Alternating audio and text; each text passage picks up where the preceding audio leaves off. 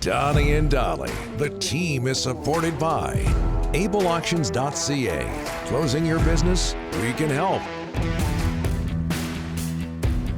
It is Monday, and all of our guests today, including Elliotte Friedman, are sponsored by Passant Motors. Due to popular demand, Passant Motors has continued on with their anniversary sale.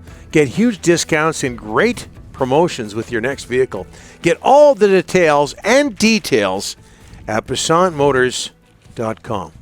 We've got Elliotte joining us now from Hockey Night in Canada and the 32 Thoughts podcast is Elliotte Friedman. Elliotte, thanks for doing this, sir. How are you? Rick, that's a pretty tame shirt. What's going on today? It's beautiful. It's pink. It's good. I feel good. Yeah, it's kind of a Friday look for you today. Huh? You're a little bit ahead of the curve. Yeah. Hey, Elliotte, I think the big question in Vancouver is obvious. Is Elliotte Friedman any relation to Mark Friedman? No, you know what? We're not related. I met his dad a couple of years ago. His dad used to own a rib restaurant in Toronto. I don't think he owns it anymore. I don't think it's there anymore, but I heard it was quite good. We're not related. That was a tough trade. Friedman from Rathbone, two of my favorites. So really hard one. Both teams get A+, I guess. Yeah, I think Rathbone was on the rib restaurant menu, as a matter of fact, Elliotte.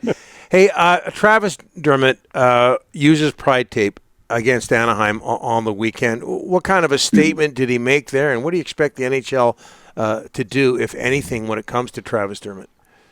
Well, Dermott's consistent. He was the one guy who always used Pride tape. There were a bunch of players who would use it on Pride nights, but Dermott was consistent. He always had it on his stick, going back to his days in Vancouver, as you guys know. So I don't think anybody was overly surprised. I'd heard that there were going to be players who were going to use it anyway, and I'm not surprised at all that Dermott would be one of them. At this point in time, I don't know if I am expecting anything, to be perfectly honest. I think everybody just kind of wanted to see where this would go.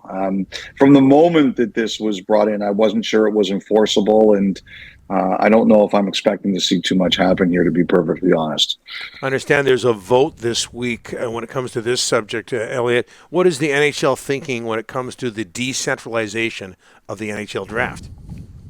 The votes are due tomorrow, Don, by the end of business Eastern time. And I think we're going to get an idea of what these teams are thinking. Basically, what's being discussed here is should the draft continue in its current form? I would like to say for myself that I would like to see it continue in its current form. I think it's a great event. I love being able to see everybody in the same building. Our draft is unique from some of the other sports, and I like that kind of thing. But I think it's going to be a challenge. I think there was a lot of talk about the possibility of doing this, and I think that's why the NHL decided to actually put it to the teams.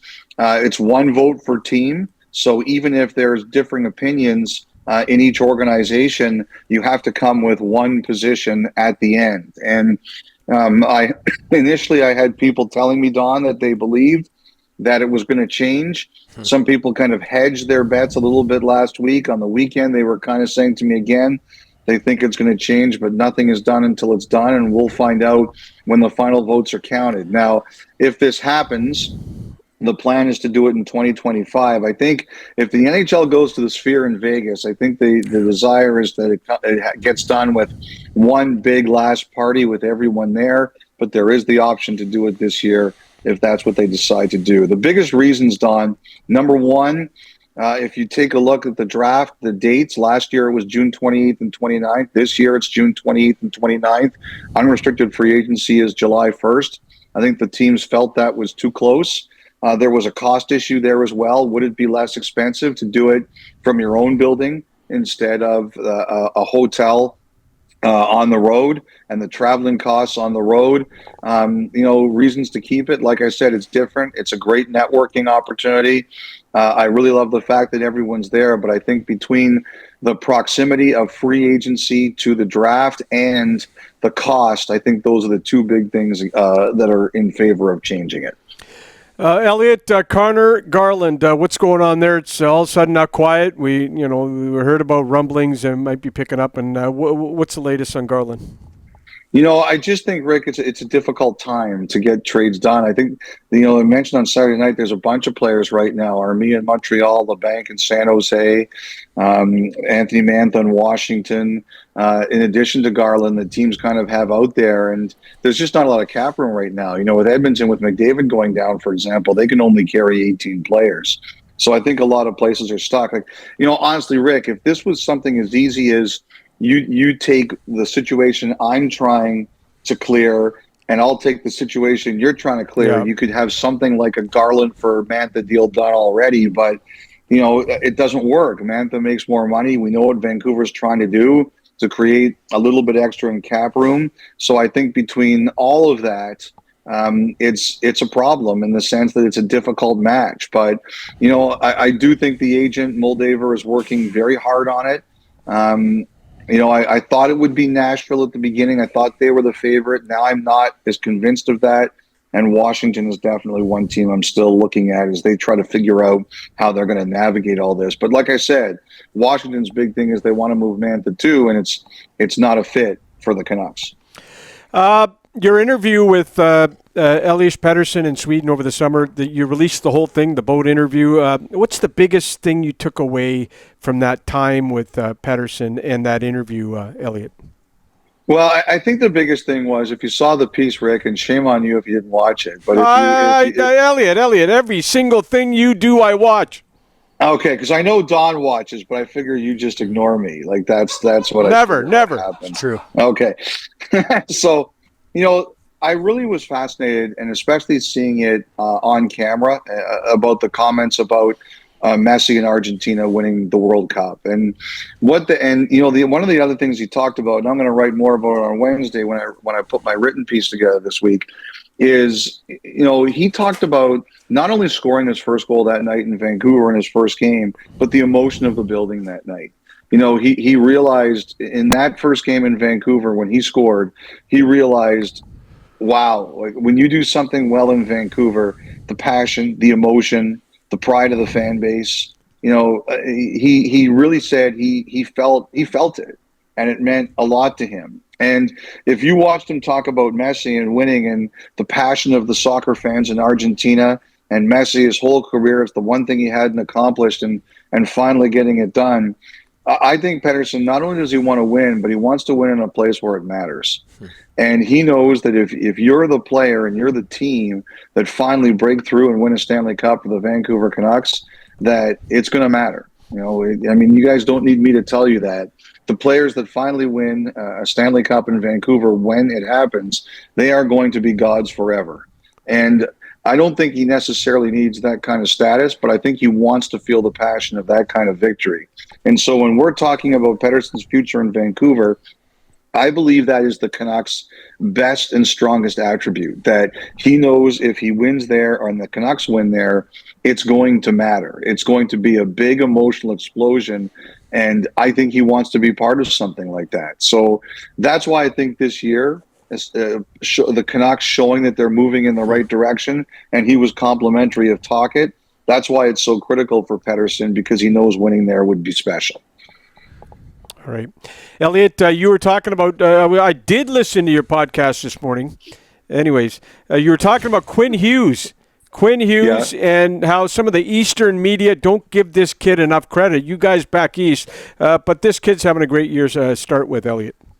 Boy, you're really trying to score the brownie points in Vancouver by taking shots at the Eastern media today. It is you guys. That is the easiest way to become a star in the West Coast, is talk about the Eastern media. Well, let me just say this, okay? Yeah, I just want to say this to you and all your great listeners and all the great Canucks fans out there. I don't go to bed at 10 o'clock Eastern. I want everyone to know that.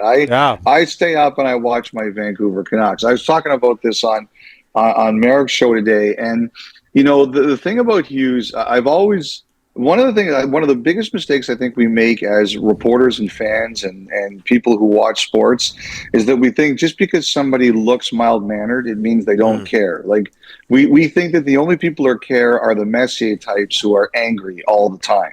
And nobody was questioning that Mark Messier cared, but I think that one of the things that everybody forgets is just because you might be a bit calmer looking, it doesn't mean that you don't you don't want to win. And Quinn Hughes is a really calm guy, but nobody at Quinn Hughes' size gets to the NHL, and not only gets to the NHL, but becomes the player he's become without having an enormous heart, being extremely demanding of themselves, and wanting to win. Like, this is not a guy who's going to take shortcuts to be successful, and he wants to be the best player. So, you know, I look at these kinds of rankings, and like, I don't really put any stock in them. I find them fun to read, but I don't think they, in the grand scheme of things, they don't mean anything. Just because I rank someone 1 to 100 doesn't mean it means anything in the National Hockey League. But people like Quinn Hughes, and I compared it to Michael Jordan in that sense, they find the smallest slight to motivate them. And sometimes they're stupid slights. Like, who cares where Quinn Hughes ranks in someone's rankings? He's one of the best defensemen in the NHL, and he's being paid as such, and he's the captain of the Vancouver Canucks. He shouldn't care what some media member thinks about him. But the thing is, he does, because he uses it as motivation to make himself even better. And that's why I think Quinn Hughes is a great player. And that's why when people say he doesn't look like a captain or he doesn't act like a captain, that's why he is a captain, guys, because his teammates look at him and say, really? He's bothered by that? Not really, but he's using it to make himself even better. And I think the people who matter really understand that kind of thing. You're the only Eastern member of the media that we don't rip into, Elliotte. I just want you to. I just want you to know that. Appreciate this. You should find me. Instead of Elliotte Friedman, add Freegen IC. Elliotte Friedman does not go to bed at 7 Pacific. That's what I would like to be. Elliotte, I have texted you at 11 o'clock on some nights, and this guy right away answers the text. You know, I got to say this. My only issue with you, Rick, is that you wake up too early. What do you mean? Like, I am not a morning person. I don't know how you wake up that early. I get texts from you. It's 5:30 Pacific. I mean, a credit to you. It shows your work ethic. You're the Quinn Hughes of reporters, but I don't understand how somebody can get up that early. I really don't. Mm-hmm. I got a dog to walk too, so you know. It's nice that he texts you, Elliotte, because he never texts Ryan or I. No, that's not true. That's not true. We have to change that. Thanks, Elliotte. All right, guys. Have a great week.